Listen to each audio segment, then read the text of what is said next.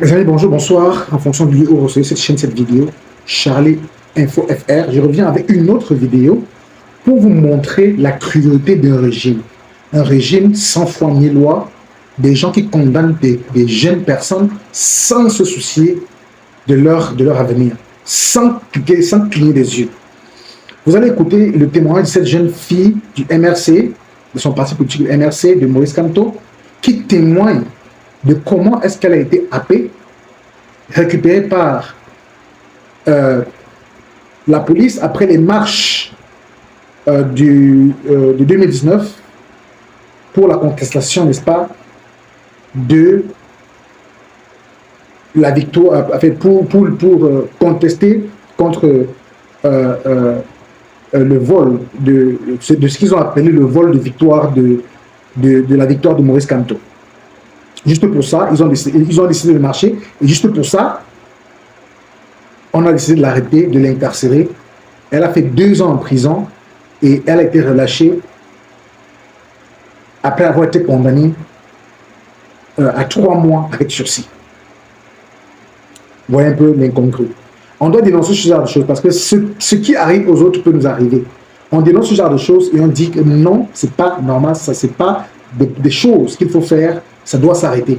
L'injustice, 2 poids 2 mesures, ou bien l'injustice à double tranchant doit s'arrêter au Cameroun. Regardez cette vidéo et on revient pour un petit commentaire. Et bonsoir à tous mes companistes.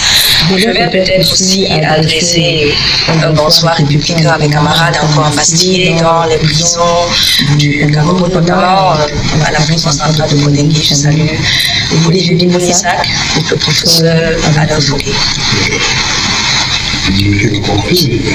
Oui, tout à fait. Bon, c'est ça, peut-être pas. J'ai également été incarcéré en 2019 à la prison centrale de Yaoundé, notamment au quartier 5, c'est le quartier des femmes. Et j'étais au local, c'est l'un des locales les plus dangereux de ce quartier. J'y ai fait pratiquement 2 mois et j'ai été libéré. En fait, j'ai été incarcéré sans mandat de détention provisoire. Et puis j'ai été libéré à 2 h du matin pour comparaître le lendemain devant le tribunal de première instance pour flagrant délit en rébellion partielle, la manifestation illicite et trouble à l'ordre public. Oui, nous sommes en 2019. Et mon procès s'est achevé en 2022.